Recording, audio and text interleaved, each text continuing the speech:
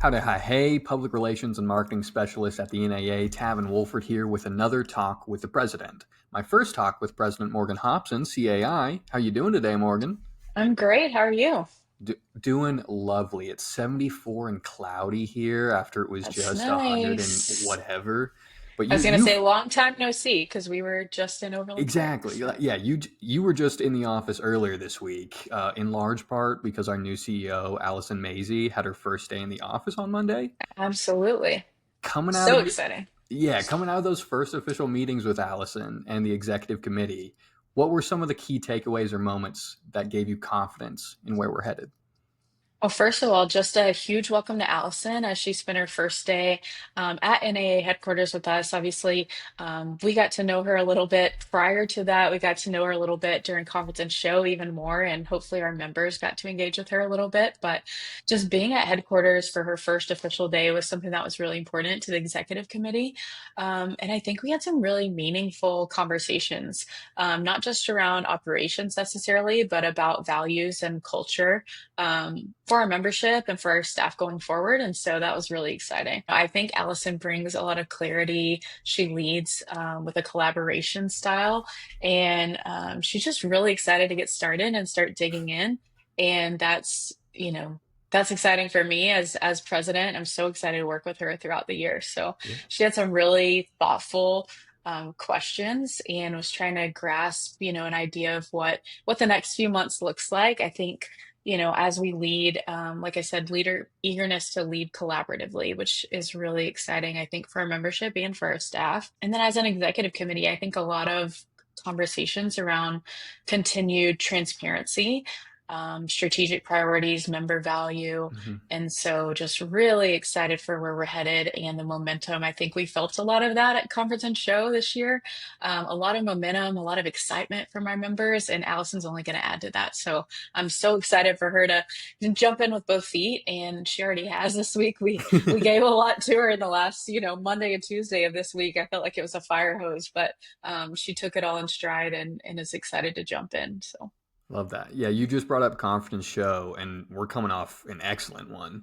We crowned Tanner Roberts and Abby Schmidt as our two yeah, IAC champions. Ellie Ratliff taking home the IJAC prize. We have three new Hall of Famers: Scott Steffes, Sid Miedema, and Shane Ratliff. We also got to see you pass the gavel with yeah. previous presidents before you were introduced as the 2025-26 NAA president. So you stood at the end of a long line of past presidents during this passing of the gavel, Morgan.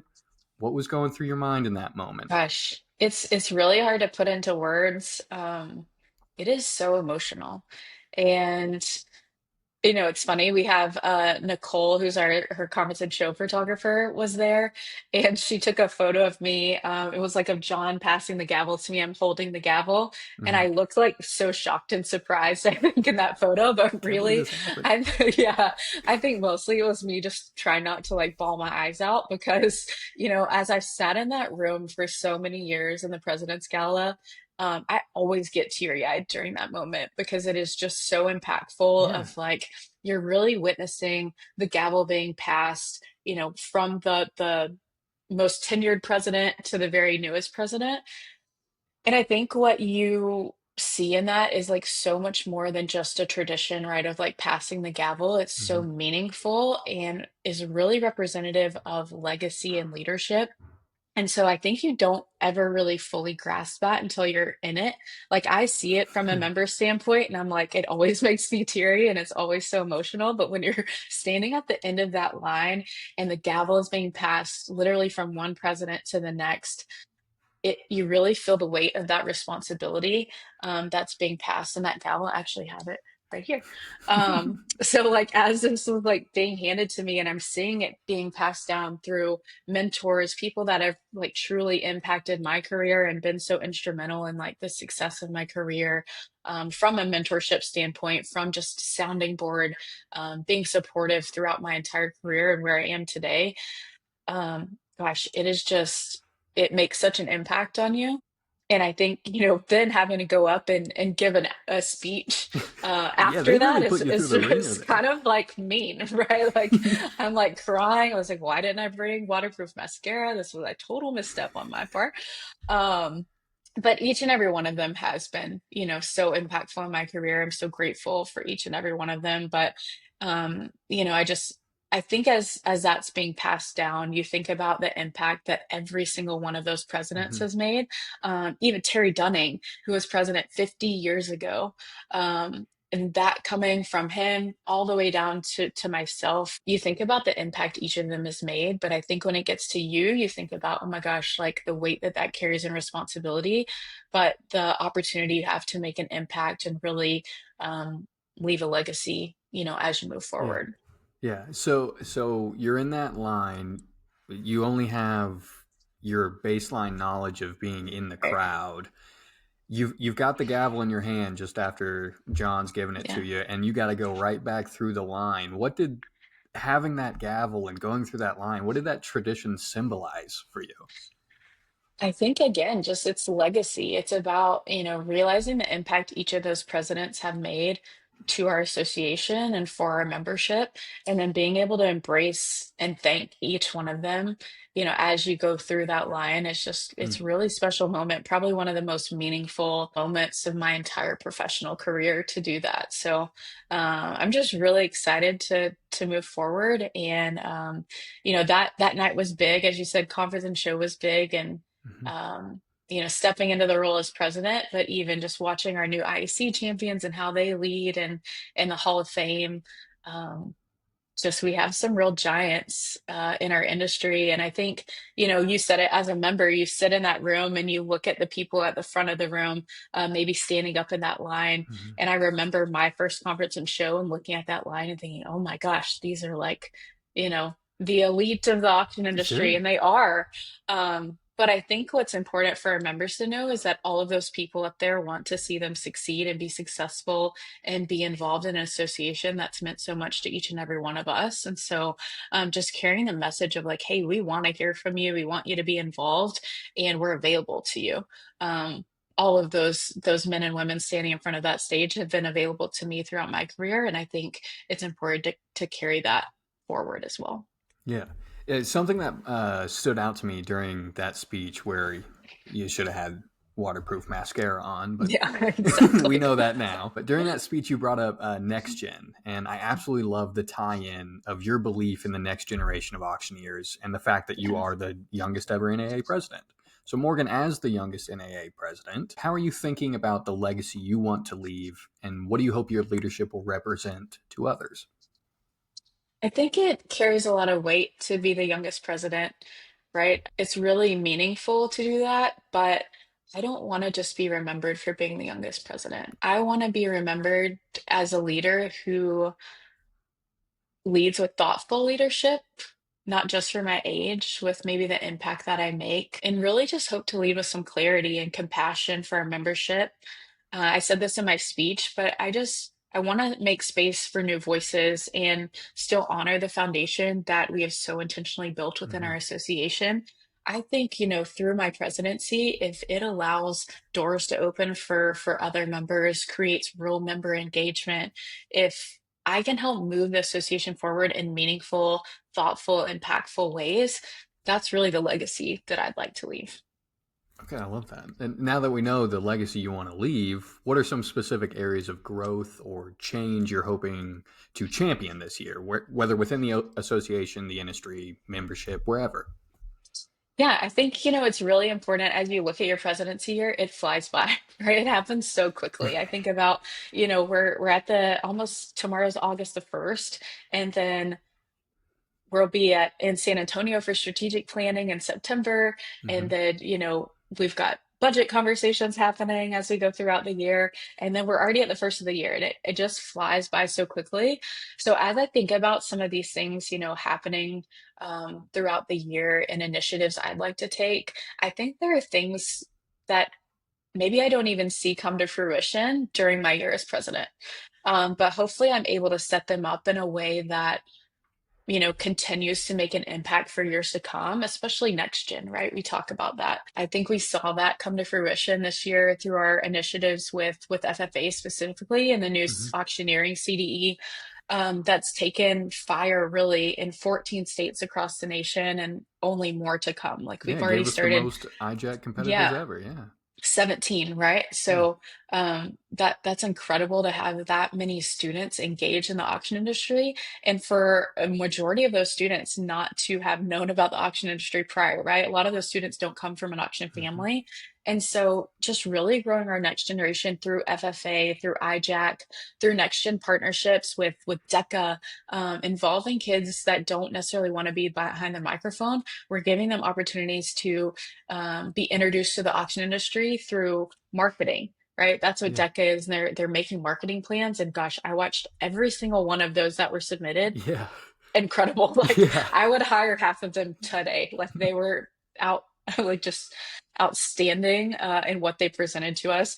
And then we have Scouting America too, that's just launched. And so Hmm. for scouting students to be able to earn that badge, that's just another opportunity for us to engage our next generation of auctioneers. And we're not just setting them up to necessarily become auctioneers, right? Or in the auction industry, but we're educating them about the auction process and about competitive bidding. And I think that's so important because those students will someday become business owners. They're going to Yeah. be influencers. They're going to be decision makers.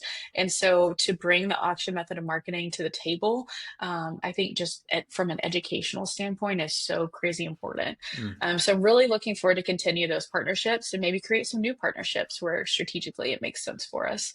Um, I think this year, again, just member engagement and trust is huge. Making sure that our members feel seen, feel heard, feel valued.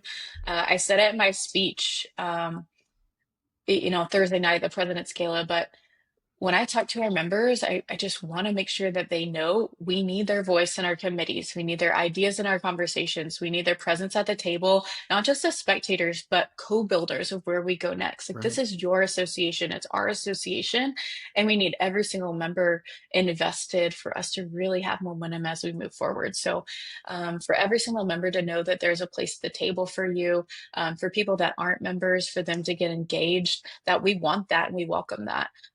And I think, as we move forward of the, with transparency that we've seen kind of throughout the last year, that the executive committee and the board has just been really um, intentional about transparency with our membership, that's only going to continue as we move forward. Something else really exciting that Yeah. happened is PAC has launched. So NAA-PAC.com to make a contribution there. Take this opportunity to do that. Love that. But Great I think pitch. but we can leverage the momentum of the PAC to really shape policies that impact our profession. Hmm. That does give us a seat at the table when we have those PAC funds to help us do that, to come to Day on the Hill in Washington and for us to show a collective, unified position is just, you can't beat that. Right. We had our first Pat golf tournament this year. It went Yeah. really well, super hot, but really fun. You were there. Yeah. You had a big gavel that we used as a putter for a game. So, like, just really cool things happening there. A lot of excitement around that. But for people to get involved in advocacy and really leverage that momentum is going to be big throughout the year. Um, Gosh, other things that I'd like to see us grow on this year, just financial strength and stability. I think for any association, that's always should be a bullet point, right? Sure. Um, just making decisions as an association that aren't reactive but proactive and strategic for long-term growth. And then I think for me, another big one is strategic partnerships. So as we Okay. look, I don't know that we've really done a great job of that in the past or been really intentional of that. But, we had LMA and NAAA at Day on the Hill this year and they did a panel, right? And that was amazing to have them there. We're Mm. strategically aligned with them in our industry. And so to have partnerships with organizations like that, where maybe we have some cross membership, maybe we can do something together to help expand our reach and relevance. And I think also just, the more the merrier, right? The more that Yeah. we can strategically align with one another, I think that's important. I think Allison's going to be fantastic in helping us do that. Um, to kind of create some of those strategic partnerships that align with our strategic vision as we move forward. So when you're talking about member engagement and trust, what kind of opportunities are you talking about for members there? I think there's so many opportunities for members to get involved on committees, on task forces. If you're at convention, we put a big QR code on the screen and said, "Hey, here's the link to volunteer." Hmm. Tavin, if you will, if we can maybe throw that in the post so our members have somewhere to go. Gotcha. If they are interested in getting involved, I think that would be great. I just said we need your voice in our committees. We need your ideas and conversations. We need your presence at the table, right? Um, those are themes you're going to see me preach on throughout the year because we really do. It takes us all to move forward. And so I know I had a handful of people come up to me at conference and show and say, "What do you need?" I've had friends reach out since I've stepped into this role and say, "How can we help you? How can we support you?" And I think that's been amazing. And we do need that as an association. So if you will go, the easiest way for us to get you plugged in is for you to go to the link that Tavin's going to put in this post. Click that link to volunteer. Tell us what areas you're interested in. We have 4 cornerstones: promotions, advocacy, education, community. If there are one of those that speak to you specifically, let us know that. We'll do our best to get you plugged in those areas. It really, really is a member-led organization. We have exceptional staff, but you guys can't do it alone, right?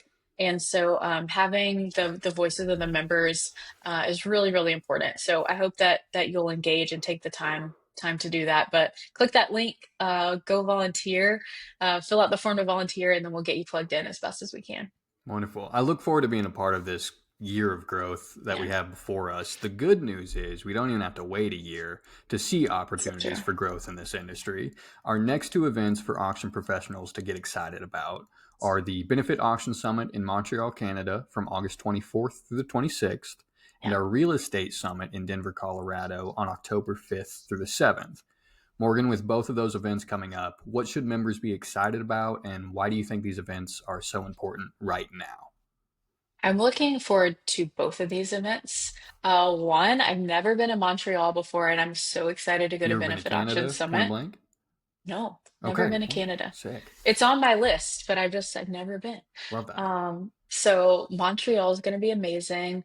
Obviously, Francis Fripp, who is a Canadian, is on the task force for Benefit Auction Summit. They've done an exceptional job as a committee, putting together education that's going to be really impactful. I think a lot of that education, interpersonal communication, you can look at things like social strategy, business development. What's really, really amazing about Benefit Auction Summit, there is so much intentional community and so Awesome. many conversations that happen outside of the classroom that have made an impact on my career. And I think anyone that has gone to Benefit Auction Summit would agree.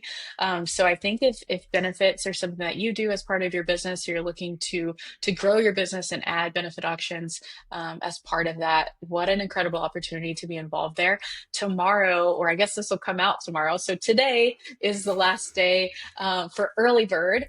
The summit is August 24th through the 26th in Montreal. It's going to be electric. It's going to be so much fun. Our vendors, sponsors have a lot of really, really cool things planned for our members. And so I am just so excited to be there for that. I'm looking forward to that. Real Estate Summit is the first one ever, which is really, really cool. We've had some real estate one day things in the past, but this will be the first real estate summit ever happening, which is intentional. Is strategic because you think about our designations, and we have a lot of summits that come around those designations. So you Hmm. think about Digital Marketing Summit, well, that kind of ties in with AMM. You have Benefit Auction Summit, well, that kind of ties back to the benefit auction Hmm. designation. And so we didn't really have that for real estate, and so it was really intentional. And education, Cornerstone has done a phenomenal job planning this. Another one I'm so excited to go to. It's going to be October the 5th through the 7th in Denver. Something new you're going to see with all of our summits is that you're going to start getting exclusive sessions for designation holders. So for Real Estate Summit, you're getting a 4-hour exclusive session on that Sunday for ARE designation holders only. So really cool added value for our members that hold those designations specific to that summit. I was looking at the agenda earlier. hands down going to be so valuable for our members. We're going to have like AI workshops. So you're going to get some hands-on experience, some sessions in how to streamline your workflow. We're going to talk through some title commitment issues, brand marketing, lead generation, just really, really valuable content, intentional content that's been structured by that task force. So they've done a really amazing job putting together a rock star lineup of education. Again, what an opportunity to have community with your members, get Hmm. involved, get plugged in. And I'm going to throw in here a little John Schultz Easter egg.